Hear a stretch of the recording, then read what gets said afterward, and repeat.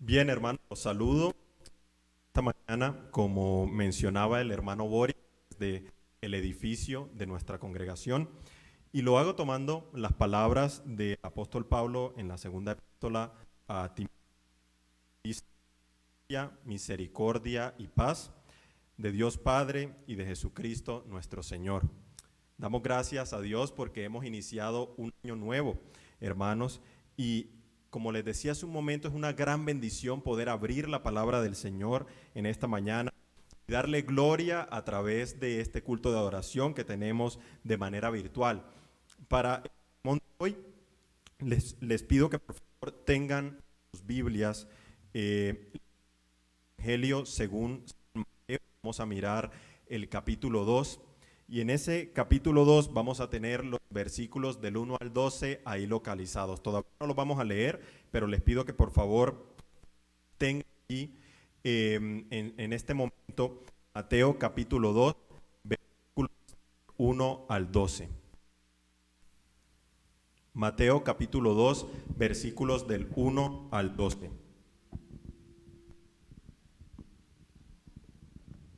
Bien, Mateo, como les decía, capítulo 2, versículos del 1 al 12. Vamos a ir en un momentico a este pasaje.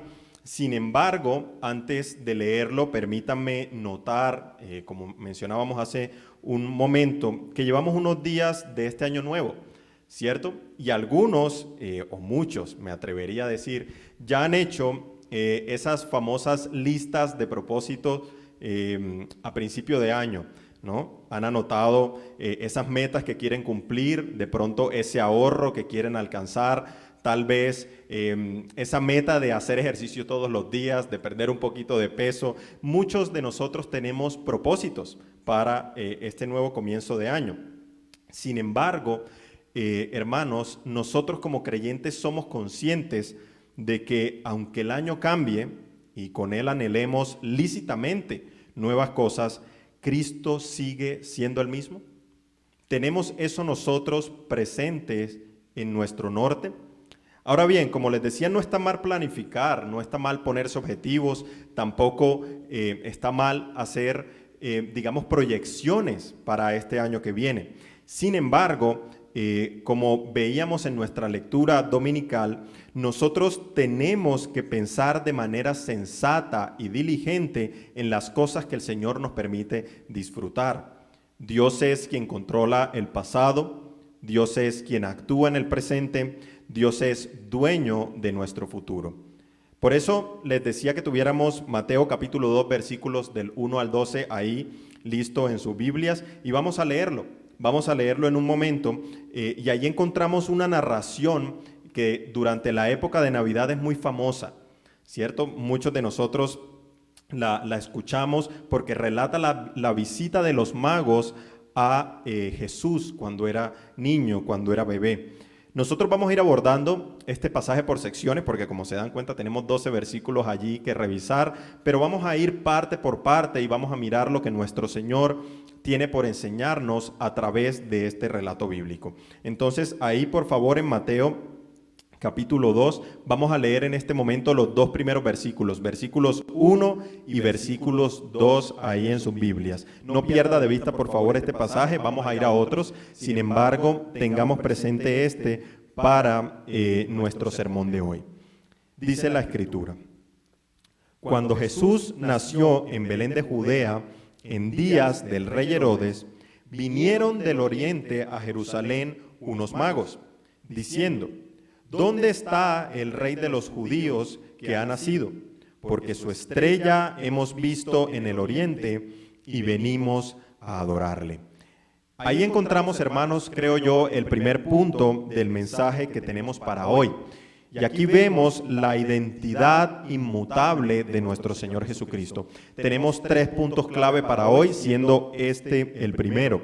El primer punto es la identidad inmutable de nuestro Señor Jesucristo. Yo los reto a que pensemos a través de este pasaje en algunas cosas que normalmente uno no encuentra mencionadas cuando se habla de la Navidad, cuando vemos los pesebres, cuando vemos la decoración, y considero que son importantes para comprender lo que la Escritura nos enseña.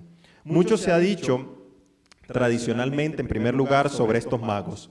¿Cierto? Que son tres, que el uno es medio morenito, el otro es más blanquito, que eran solo tres además, lo cual la Biblia no nos da detalles sobre estas cosas. Pero uno de los puntos claves es que no eran magos en el sentido en el que nosotros de pronto entendemos la palabra hoy.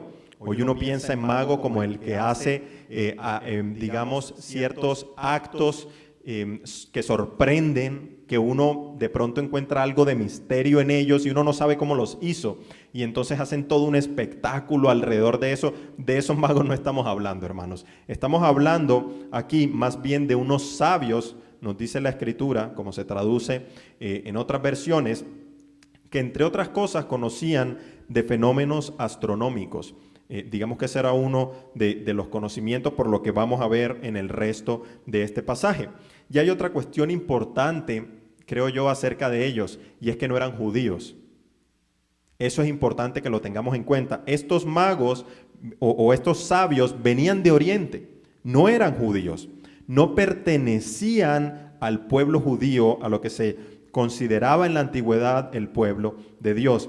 Ahora, ¿qué implicaciones puede tener esto para nosotros más de 2000 años después? Nosotros vemos que nuestro Señor Jesús, no solo en ese momento, sino después, vendría a ser conocido por naciones lejanas, tan apartadas como estamos nosotros en el tiempo y en el espacio hoy. Hoy conocemos al Señor Jesucristo y el Señor Jesucristo nació en una tierra lejana a la nuestra.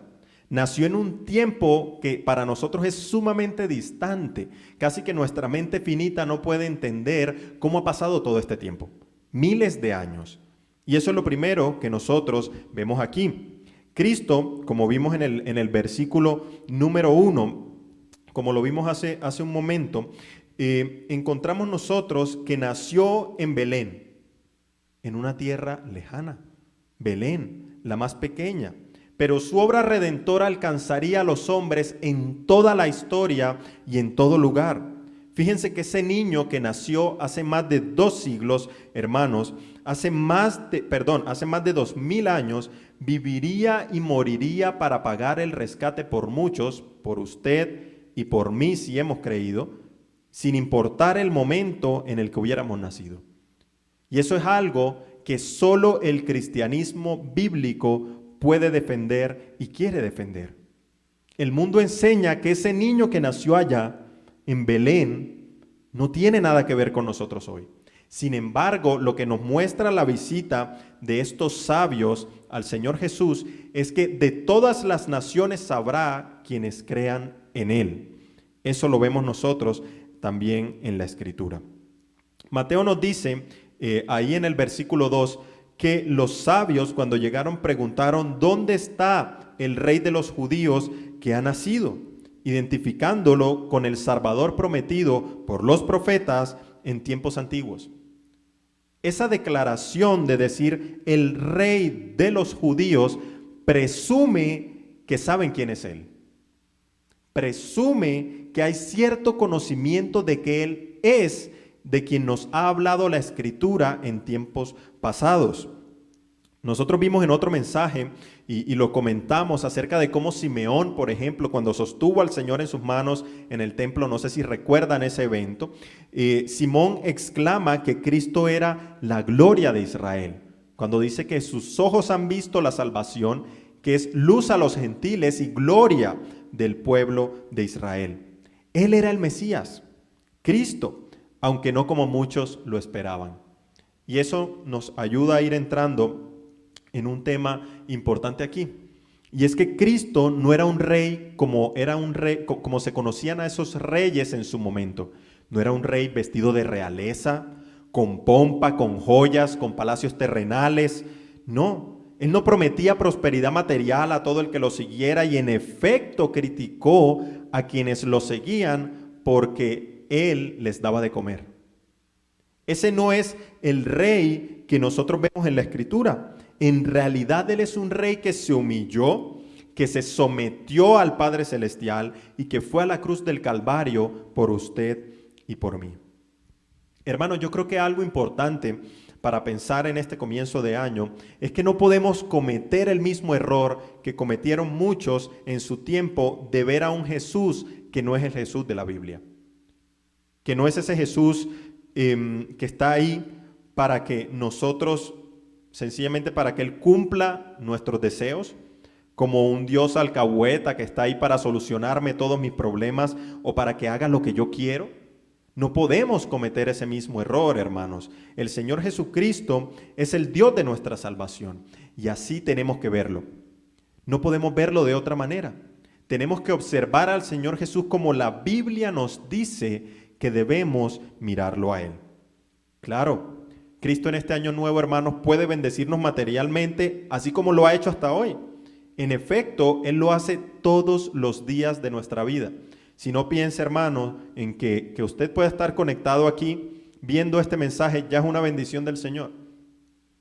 Ya eso es una gran bendición del Señor, que nosotros podamos reunirnos de manera virtual. Pero el propósito principal de su venida no fue hacernos sanos por completo. No fue darnos todo lo que nosotros queremos. Ese no fue el propósito de nuestro Señor Jesucristo, sino que Él vino para arrebatarnos de la mano del maligno, para levantarnos de la muerte espiritual en la que nosotros nos encontrábamos y trasladarnos del reino de las tinieblas al reino de la luz. Ese fue el propósito principal de la venida de nuestro Señor. Por eso, hermanos, pensemos en todas esas frases que se usan como muletillas en estas épocas y que meten a Dios en la mitad. Como si de alguna manera Dios estuviera esperando ahí a ver qué se me ocurre a mí para cumplir ese deseo. Pero ese no es el Dios de la Biblia, hermanos. Nosotros debemos creer que Él es el Rey soberano, como dice aquí el versículo 2. Y no solo eso, sino que no era un hombre como cualquier otro. Ese es el punto, hermano, y lo invito a que busque ahí en su Biblia, Filipenses capítulo 2, versículos 10 y 11. Ese es el punto que hace el apóstol en Filipenses capítulo 2. Filipenses capítulo 2, versículos 10 al 11. Filipenses capítulo 2 y vamos a leer los versículos 10 y 11.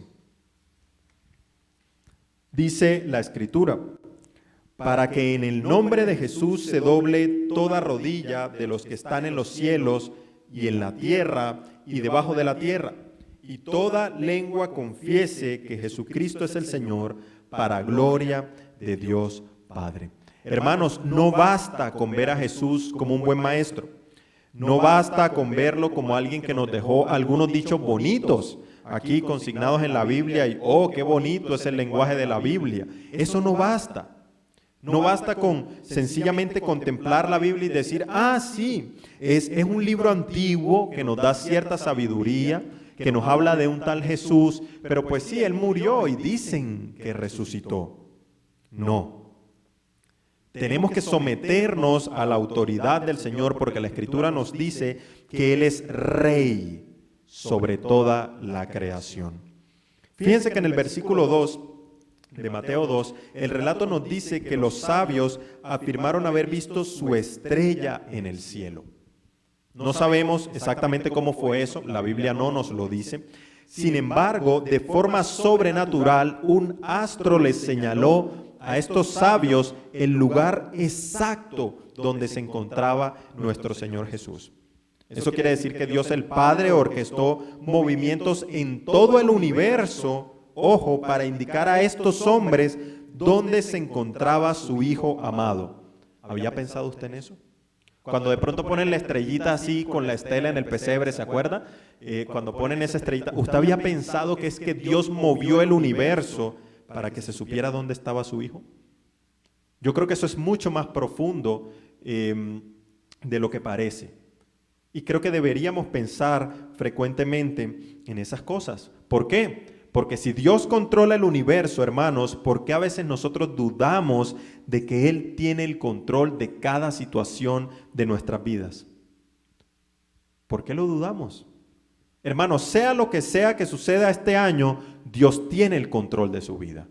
Y no lo decimos aquí como les decía ahorita, como una muletilla o como lo usan en muchas iglesias. No te preocupes, Dios tiene el control de eso. No, Dios tiene el control porque Él es rey soberano sobre la creación. Independientemente de lo que suceda, hermanos, Él está al mando. Aunque pasemos por el valle de sombra de muerte, como dice Salmos capítulo 23, no temeremos mal alguno. ¿Por qué? Porque Dios estará con nosotros. Eso es lo que nos dice la Escritura de Cristo, de su nombre. Él es Dios con nosotros. Por eso no temeremos. ¿Usted lo cree?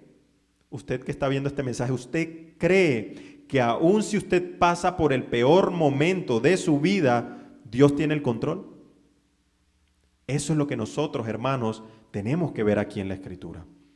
Por último, hablando de este versículo 2, se nos dice que ese niño al que los sabios fueron a visitar era digno de adoración.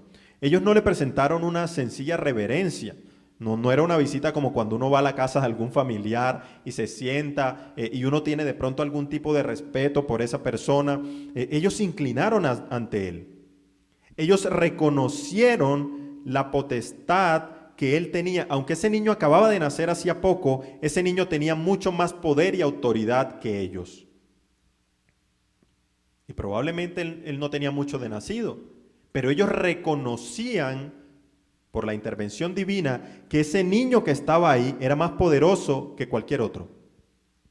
Y le adoraron, nos dice la Escritura. Este punto de la adoración lo vamos a tocar, vamos a volver sobre él más adelante en el desarrollo del sermón. Pero así llegamos a nuestro segundo punto de hoy. Acuérdense que ya hablamos un poco acerca de la identidad de Cristo. ¿Quién es Él? Él es el Rey de los judíos, es el Mesías prometido, Él es aquel del que nos habla el Antiguo Testamento, como Él mismo lo dijo. Esas escrituras hablaban de mí, parafraseando al Señor. Entonces, ese primer punto nos da pie para pensar en lo segundo, y es en la reacción constante que vemos en el mundo inconverso frente al Señor Jesucristo. Hablamos de la identidad inmutable, es decir, que no cambia, de Cristo. Y ahora vamos a hablar de la reacción que tampoco cambia, que tiene el mundo frente a nuestro Señor. Para eso les pido que vayamos a los versículos del 3 al 8 en el pasaje de Mateo capítulo 2. Vamos a leer esa segunda porción de la Escritura en Mateo capítulo 2, versículos del 3 al 8. Oyendo esto, el rey Herodes se turbó y toda Jerusalén con él. Y convocados todos los principales sacerdotes y los escribas del pueblo, les preguntó dónde había de nacer el Cristo. Ellos le dijeron, en Belén de Judea, porque así está escrito por el profeta. Y tú, Belén, de la tierra de Judá, no eres la más pequeña entre los príncipes de Judá, porque de ti saldrá un guiador que apacentará a mi pueblo Israel. Entonces Herodes, llamando en secreto a los magos, indagó de ellos diligentemente el tiempo de la aparición de la estrella. Y enviándolos a Belén, dijo, id allá y averiguad con diligencia acerca del niño, y cuando le halléis, hacédmelo saber, para que yo también vaya y le adore. Yo considero, hermanos, que en los versículos que acabamos de leer hay por lo menos 3 características comunes que identifican a todo aquel que no cree en nuestro Señor Jesucristo. Esas son: 1, turbación; 2, incredulidad; 3, rechazo. Voy a repetirlas: 1, turbación; 2, incredulidad; 3, rechazo. Fíjense que el versículo 3 nos dice que oyendo esto, el rey Herodes se turbó y toda Jerusalén con él. En otras palabras, Herodes y Jerusalén, todo este pueblo se inquietó, se agitó emocionalmente, sintió conmoción por aquellas preguntas y declaraciones que hicieron los magos o los sabios. ¿No es esa una reacción común, hermanos, entre aquellos que escuchan el Evangelio pero se niegan a someterse a él? ¿No será eso una constante en todos aquellos que no quieren creer en el Evangelio? Es evidente, hermanos, la incomodidad y la inconformidad que causa el mensaje de la salvación en un corazón no regenerado. Nosotros lo vemos todos los días. Hay personas a las que usted les puede hablar 20 años del evangelio y nunca se convierten. Y siempre sienten la misma incomodidad cuando uno les habla del evangelio. Y no, ¿por qué me vas a hablar de eso? Yo no quiero saber de eso. Eso es mentira. Y se incomodan, sienten que eso es un estorbo, algo que les molesta. ¿Pero por qué? Porque así ha sido siempre. Eso es lo que causa la persona de Jesucristo y su mensaje en el corazón que no ha sido regenerado por Dios. Ahora, esto que acabo de decir nos lleva a pensar que solo hay dos bandos, digamos. Solo hay dos grupos, como nos lo muestra la Escritura. O amamos al Señor o odiamos al Señor. No hay punto medio. O sea, aquí uno no puede tener un pie con el Señor y un pie en el mundo. Eso no es posible. O estamos con Él o estamos contra Él. Pero es que Él es amable. Ay, esta persona tan querida. No, pero si Él no le hace daño a nadie. O está con el Señor en realidad o no está con Él. Aquí no estamos hablando de que nuestra moralidad nos va a salvar. Lo que nos va a salvar es la decisión que nosotros hemos hecho, si Dios ha obrado en nosotros de seguir a Cristo o de no hacerlo. Eso es en realidad lo que distingue a ambos grupos, los que tienen vida en Él y los que no. Esto va de la mano, hermanos, con la segunda característica que les mencioné hace un momento. Ya hablamos de la turbación, vamos a mirar la incredulidad. Fíjense que lo primero que hizo Herodes fue llamar a las autoridades religiosas de su tiempo para preguntar por eso que él había escuchado. Y ellos se suponía, hermanos, que tenían que saber. ¿Por qué? Porque nos dice la Escritura que eran los principales sacerdotes y los escribas del pueblo. Era gente versada en las Escrituras. Era gente que sabía. Pero por lo que vemos en la narración, cuando Herodes se acerca a ellos, no hay ninguna reacción. ¿Por qué los sacerdotes y los escribas no dijeron, vamos, es el Mesías, yo también quiero ir a verlo, yo también quiero conocerlo, yo quiero darle adoración al Mesías, yo quiero presentarme delante de él? ¿Por qué no vemos esas reacciones en los sacerdotes y en los escribas? Hermanos, fíjense ustedes que posteriormente, cuando Herodes recibe la respuesta de parte de los sacerdotes y los escribas, pide a los sabios de Oriente que cuando encuentren al niño le dejen saber el lugar donde está para también adorarlo. No sé si notaron eso en el pasaje. Y ahí parece que Herodes está haciendo un pedido noble, ¿cierto? Como hasta piadoso. Vayan y encuéntrenlo. Y cuando lo encuentren me dicen para yo ir también a adorarle. Imagínense ustedes esto en un tiempo donde el rey era considerado en muchos casos como Dios. Los reyes de las civilizaciones antiguas muchas veces eran vistos como dioses. Y él le está diciendo a los magos, vayan y cuando lleguen, yo voy también a adorarlo. Está siendo un hipócrita completamente.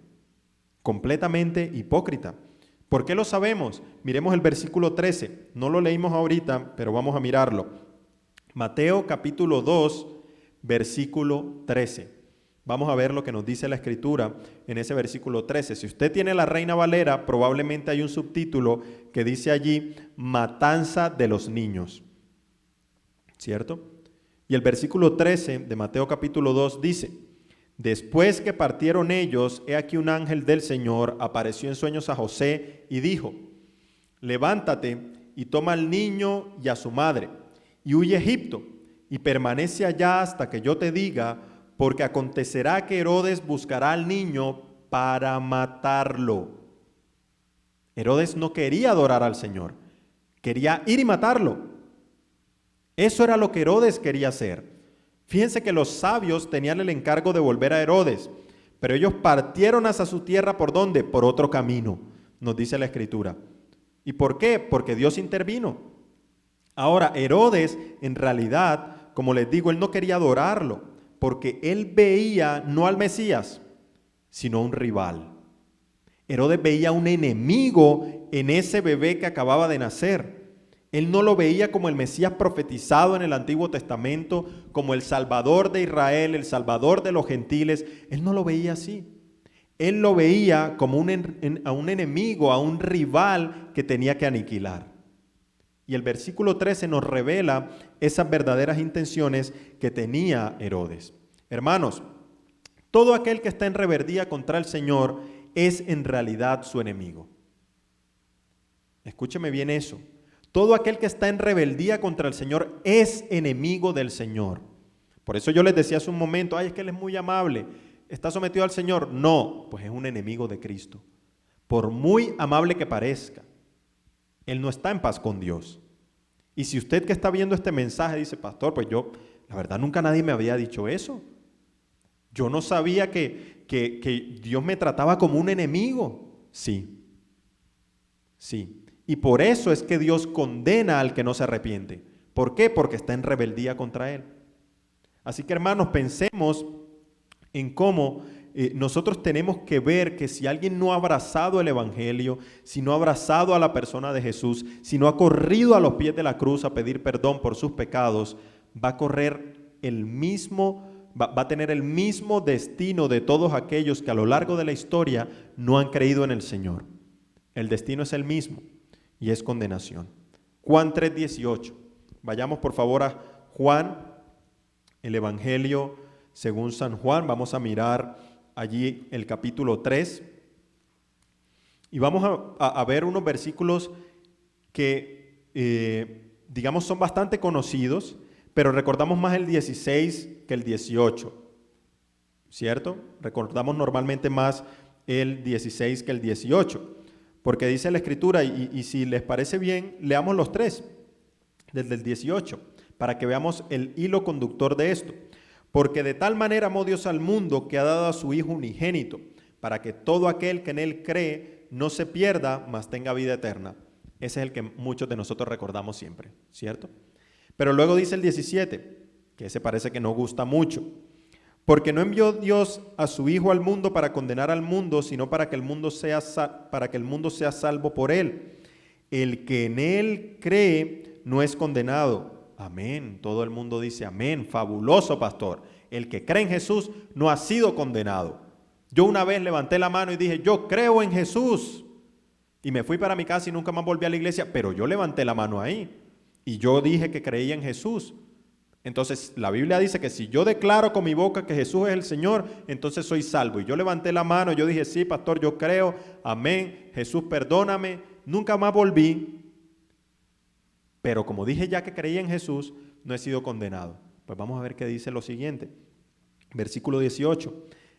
Pero el que no cree ya ha sido condenado, porque no ha creído en el nombre del unigénito Hijo de Dios. Leamos el 19. Y esta es la condenación, que la luz vino al mundo y los hombres amaron más las tinieblas que la luz, porque sus obras eran malas. Eso quiere decir que si alguien ama más las tinieblas que la luz, aunque algún día haya dicho en la iglesia, sí, pastor, yo creo, en realidad no cree en Jesús. ¿Y cuál es su destino? Dice aquí la Escritura, el que no cree ya ha sido condenado. Por eso, hermanos, el mensaje tanto de la Navidad como de estos pasajes que estamos leyendo es siempre el mismo. Sí, Jesús es la luz del mundo. Jesús vino a salvar a los pecadores, pero a los pecadores que se arrepienten. Si usted no se ha arrepentido, Jesús no lo ha salvado. Y por eso es tan importante, hermanos, el nuevo nacimiento. Y que nosotros, como nos enseña la Escritura, nos examinemos a ver si en verdad estamos en la fe. A ver si en verdad estamos creyendo o si por el contrario estamos nosotros haciendo algo que no deberíamos. Fíjense que Herodes creyó que sus decisiones eran correctas. Él creyó que todo estaba bien, que lo tenía todo claro, que él tenía todas las cosas materiales, que él estaba por encima de cualquiera. ¿No nos suena conocida esa manera de pensar? De las personas que creen que están por encima del Evangelio y algún día de pronto voy a esa iglesia, algún día de pronto le hago caso a mi mamá, ya cuando esté viejito, porque ¿para qué me pongo yo a estas alturas, joven, a creer en el Evangelio? Que a someterme a estas cosas. Pues puede que sea muy tarde cuando usted crea que se puede arrepentir. Y eso es lo que nos enseña aquí la Escritura. La Biblia nos dice que todo aquel que no cree en Jesús, su fin será la condenación. ¿Por qué nos vamos a jugar esa carta tan, pero tan arriesgada de no creer cuando tengo la oportunidad? No es lógico eso. Pero el corazón inconverso, la persona que no ha creído genuinamente, no puede pensar rectamente tampoco. A menos que Dios haga la obra, le va a parecer la mejor carta. No, yo creo al final, cuando me vaya a morir. Pero nos dice la Escritura aquí que el que no cree ya ha sido condenado. Así que, hermanos, les pido que reflexionemos en eso, que pensemos en todas estas cosas. Esto nos lleva a la tercera característica. Ya hablamos de la turbación, hablamos de la incredulidad y ahora vamos a hablar del rechazo. El apóstol Juan afirma que en el mundo estaba y el mundo por él fue hecho, pero el mundo no le conoció. A lo suyo vino y los suyos, ¿qué? No le recibieron. Eso está en Juan capítulo 1, versículos 10 y 11. Otra declaración importante está en Lucas capítulo 9. Vamos por favor todos a Lucas capítulo 9. Por favor no pierda de vista Mateo capítulo 2. Lucas capítulo 9. Y en el capítulo 9 vamos a leer el versículo 22. Lucas capítulo 9, versículo 22. Y dice la Escritura, y diciendo, es necesario que el Hijo del Hombre padezca muchas cosas, y sea desechado por los ancianos, por los principales sacerdotes y por los escribas, y que sea muerto y resucite al tercer día. El propio Jesús sabía que lo iban a rechazar. Él sabía que sentirían aversión por él. Él sabía que esos mismos sacerdotes, probablemente que le habían dicho a Herodes, sí, ahí van a ser el Mesías. Eso es lo que dice la profecía. Luego iban a gritar en Juan 19, crucifícalo. Y usted lo puede ver después, en Juan capítulo 19, versículo 6. Los sacerdotes gritando, crucifícale, crucifícale, cuando se suponía que ellos sabían todas las cosas acerca del Mesías que les enseñaba las Escrituras. Hermanos, este rechazo no solo iba a estar dirigido a nuestro Señor Jesucristo, sino también a todos sus discípulos en su tiempo y después. Y ahí entramos nosotros. Dice la Escritura en Lucas 10:16 que todo aquel que nos desecha, es decir, que desecha la iglesia cristiana, que desecha a los cristianos, está desechando en realidad al Señor Jesucristo. Eso es de lo que estamos hablando. Y puede que incluso este rechazo, hermanos, no sea explícito, porque puede que sea alguien que uno piense que, como decíamos ahorita, pues parece moralmente mejor que muchos, que es alguien muy agradable y demás, pero si apoya cosas pecaminosas, por ejemplo, como lo que vemos hoy con el aborto, lo que vemos hoy con las conductas homosexuales, lo que vemos hoy con la fornicación, si alguien apoya todas esas cosas y dice creer en Jesús, permítame decirle que uno no puede servir a dos señores. Uno no puede decir, sí, la homosexualidad está bien, es fabuloso, que cada cual haga lo que le parezca, y por otro lado, sí, la Biblia es verdad. Pues si la Biblia es verdad, entonces la homosexualidad es pecado. Y si yo digo lo contrario, estoy rechazando al Evangelio y al portador de ese Evangelio, que es Cristo. Así que, hermanos, cuando nosotros pensemos en este nuevo año, quiere el Señor que nosotros podamos proclamar esa verdad del Evangelio de manera coherente, aún en la oposición y en el desprecio, porque así ha sido para los cristianos desde hace siglos. Quiera el Señor que nosotros, como dice la Escritura en Hebreos, tengamos como Moisés por mayores riquezas el vituperio de Cristo que los tesoros de este mundo. Dios permite, hermanos, que ese sea nuestro anhelo de vida. Todo por Cristo y nada sin Él. Eso es lo que debería motivar nuestros corazones. Y así llegamos al tercer y último punto de nuestro sermón de hoy. Recordemos, hablamos de la identidad inmutable de Cristo, es decir, la identidad de Cristo que no cambia. Hablamos también acerca de la reacción constante, es decir, que tampoco cambia, del mundo de los inconversos frente a Cristo. Y vamos a mirar la respuesta invariable ante Cristo cuando Dios ha intervenido.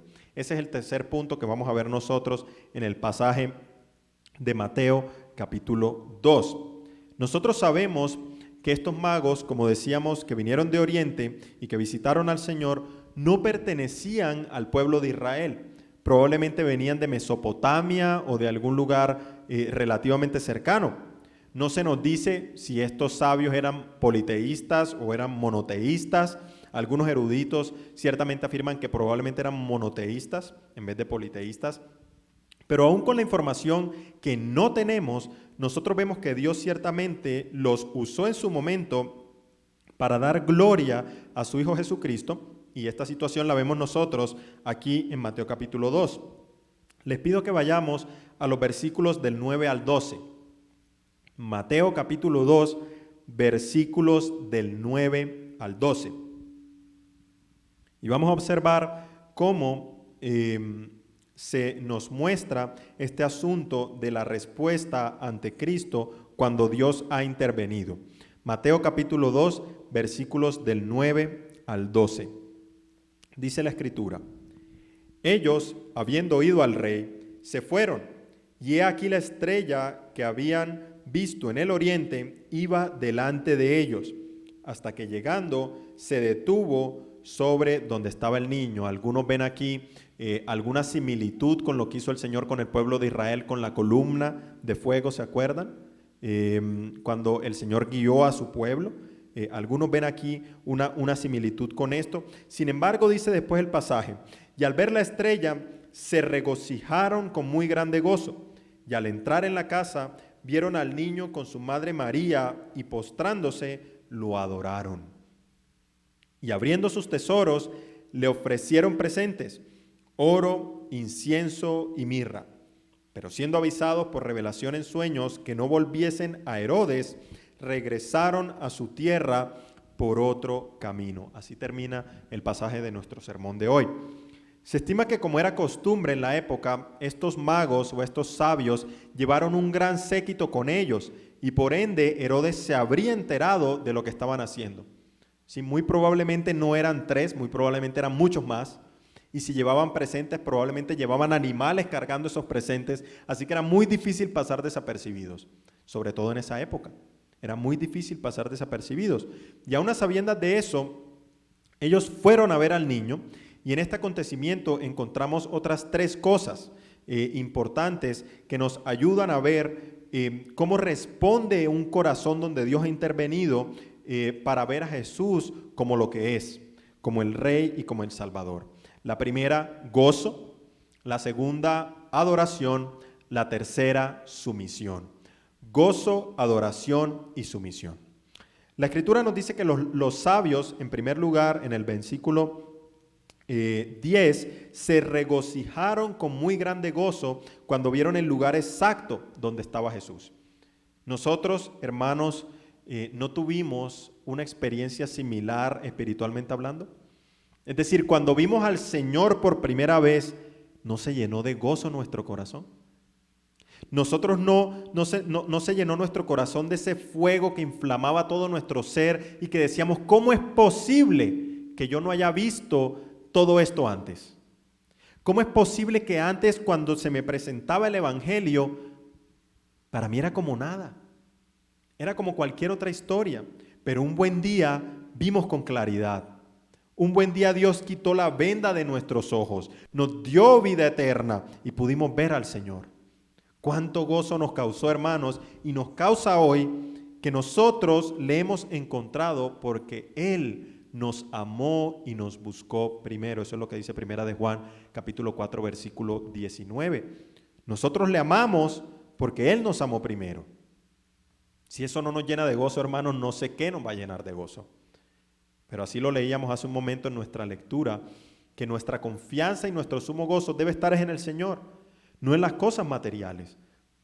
Este año la gente al principio se promete mucha prosperidad, se promete riqueza, que abundancia, y la gente hace agüeros con las lentejas y el trigo y el etcétera, como para supuestamente atraer cosas buenas. Pero hermano, puede que este año sea más duro que el anterior.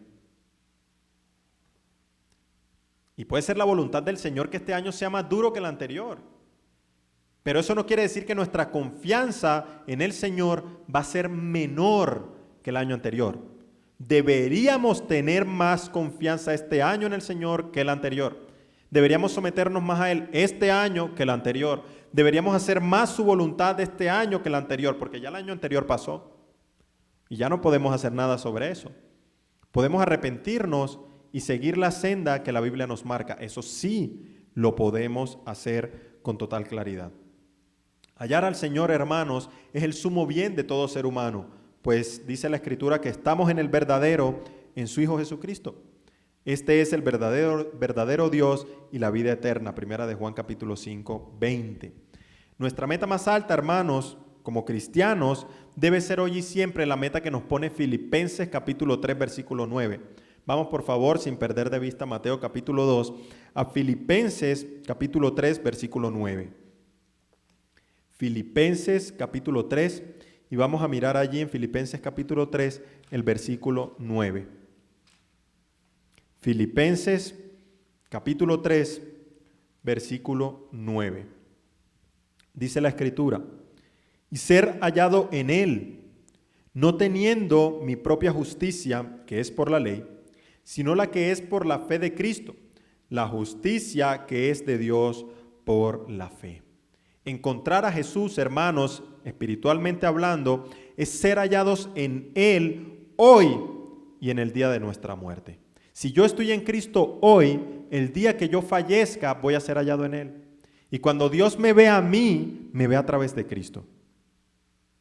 Esa es la gran bendición que tenemos nosotros como creyentes este año, la que tuvimos el anterior. Es que Dios, aun cuando nosotros pasemos por los momentos más complicados de nuestra vida, Él nos ve en Cristo Jesús. Si hemos creído, Él nos ve en Él. Y Dios se goza en su iglesia, imperfecta, pecadora, pero por causa de Cristo y por sus méritos, Él nos recibirá con Él. Qué gran bendición, hermanos.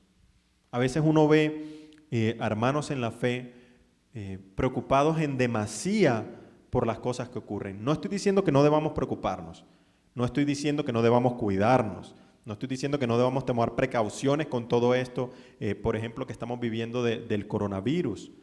No estoy diciendo eso. Estoy diciendo que mi preocupación no puede ir más allá o no puede sobrepasar el hecho de que yo reconozco que Cristo es Señor sobre todas las cosas y que he sido depositado en Él. Eso quiere decir que si yo me muero de coronavirus, tengo la certeza de que voy a estar con el Señor. Y esa es mi confianza, ese es mi consuelo, hermanos. Y el mundo no lo entiende. Y si yo le digo a alguien, mira, la verdad, claro, me preocupo. Y si me llega a dar coronavirus, me preocuparé. Y haré todo lo posible y todo lo que el Señor me permita para sanarme. Iré al médico, me tomaré los medicamentos y demás. Pero si en últimas el Señor se lleva a alguno de nosotros con esta enfermedad, que tengamos la certeza de que si hemos creído, vamos a estar con Él. Y eso es lo que nos trae verdadera paz. Porque la Escritura nos dice que solo de Él viene esa paz que el mundo no nos puede dar. Por eso, hermanos, al comienzo del sermón hablamos de un segundo elemento que quiero mencionar aquí y es el de la adoración. ¿Se acuerdan que lo dejamos ahí suspendido? Y al entrar en la casa nos dice el versículo 11 en Mateo capítulo 2, volvamos allí, que los magos se postraron y abrieron presentes delante del Señor. Era un niño al que su mamá tenía que limpiar, su mamá lo tenía que cuidar, lo tenía que proteger, pero era Dios y requería reverencia. Y los magos lo reconocen. Hay muchos que hoy en día dicen que Cristo es su Señor, pero lo tratan como un par, ¿cierto? Como si fuera cualquier amigo mío. Ah, no, sí, Jesús, Él es mi amigo, Él es el man, Él es mi llave, como decimos en mi tierra. Y lo tratan así. Pero en realidad, aunque Dios se ha acercado a nosotros en Jesucristo, Él demanda una adoración correcta y digna, porque Él es el único Dios verdadero. Una adoración correcta y digna. Como creyentes, nuestra vida, hermanos, debe ser una vida de adoración, sí, de adoración, pero también de sumisión, que es el tercer punto, sumisión pegado, sumisión. Y debe ser una sumisión constante. Esto es lo tercero que nosotros vemos aquí. No solo cuando estamos en época de Navidad o en Año Nuevo, no solo cuando estamos en el edificio aquí en la comunidad que nosotros tenemos, sino que al trabajar, al relacionarnos con nuestra familia, si nuestra vida es para Dios, entonces todo debe darle gloria a nuestro Señor. Así debe ser nuestra vida. Debemos someternos a su voluntad, debemos rendirnos a Él, independientemente del momento de nuestras vidas en el que nos encontremos. Debemos darle gloria. Permítame concluir con lo siguiente, hermanos, el sermón de hoy. La visita que la visita que estamos viendo aquí, probablemente se dio un tiempo después de que el Señor Jesucristo había nacido. Por eso, y eso explicaría por qué Herodes mandó asesinar a todos los niños de 2 años hacia abajo, ¿se acuerdan? Él manda asesinar a todos los niños de 2 años hacia abajo según el tiempo que él más o menos había calculado cuando se dio cuenta de que los magos lo habían burlado. ¿Listo? Ahora bien, aquí los sabios tomaron una decisión arriesgada guiados por la revelación divina. Ellos no volvieron a Herodes. Pero paremos un momentico ahí.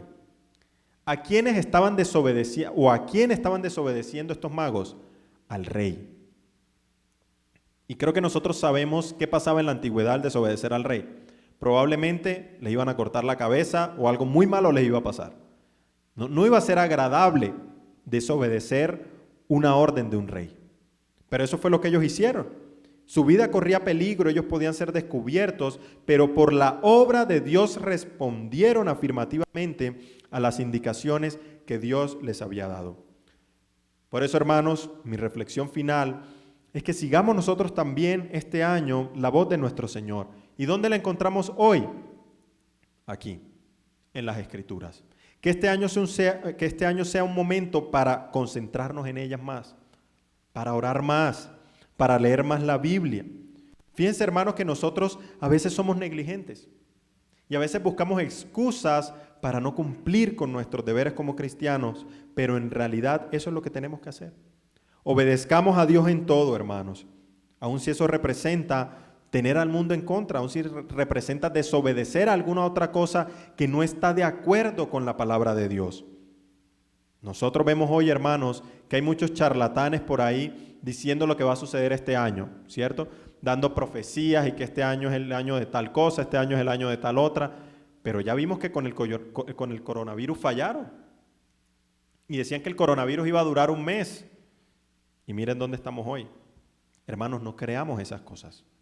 Sometámonos a lo que nos enseña la palabra de Dios, creamos en lo que ella nos dice y confiemos en que Dios nos va a guardar conforme a su voluntad. Hermanos, este relato que acabamos de nosotros de estudiar, de leer en Mateo capítulo 2, nosotros lo vemos normalmente representado en los pesebres, ¿cierto? Vemos a los tres maguitos ahí como con una posición así, toda tierna, ¿sí? Con sus vestidos y mirando al niño, con los regalos abiertos, ¿cierto? Pero parece que tan pronto pasa la época de Navidad, tan pronto pasan todas estas fiestas tradicionales, pues se nos olvidó todo esto. Todo esto que hemos leído pasó al olvido hasta el próximo diciembre. O si de pronto el devocional me pasa por ahí, pues entonces lo leo en el transcurso del año. Pero lo que sucede normalmente es que no pensamos en estas cosas durante todo el año. Pensemos en que Cristo no cambia. Pensemos en que Cristo sigue siendo el mismo. Aunque en tiempo pase, Cristo sigue siendo Rey. Eso es lo que nos enseña aquí la Escritura. Hebreos 13, versículo 8 para terminar. Hermanos, por favor, acompáñenme allí. Hebreos 13, versículo 8 para culminar el sermón de hoy. Hebreos capítulo 13, versículo 8. Y dice la Escritura de manera directa sobre esto que acabo de decir. Jesucristo es el mismo ayer y hoy y por los siglos. Eso quiere decir, hermanos, que aunque estemos en el 2021, en el 2030, en el 2050, si el Señor nos da vida para llegar allá, Cristo sigue siendo el mismo. Cristo no cambia. Cristo sigue siendo Rey. Cristo sigue exigiendo de nosotros adoración. Cristo sigue exigiendo del hombre sumisión. Y si Él no ha venido antes de que lleguemos a esa fecha, todos los cristianos debemos hacer lo mismo. Someternos a Cristo y confiar en Él. Él lo demanda de todo el mundo, pero sabemos que el mundo inconverso ni quiere ni puede someterse al Señor. Es la verdad. Él es Dios y Señor por siempre y para siempre. año tras año, y aunque el mundo siga rechazándolo, hermanos, como hicieron Herodes y muchos de sus contemporáneos, los creyentes a lo largo de los siglos seguimos confesando que Él es Señor, que nació en Belén, como nos enseña la Escritura, que murió en una cruz, pero que esa tumba aún hoy sigue vacía. Esa tumba sigue vacía, porque Cristo vendrá a juzgar a los vivos y a los muertos en el día final. Amén. Damos gracias a nuestro Señor, hermanos, por este tiempo. Les pido que me acompañen, por favor, en una oración para terminar este mensaje de hoy. Oremos.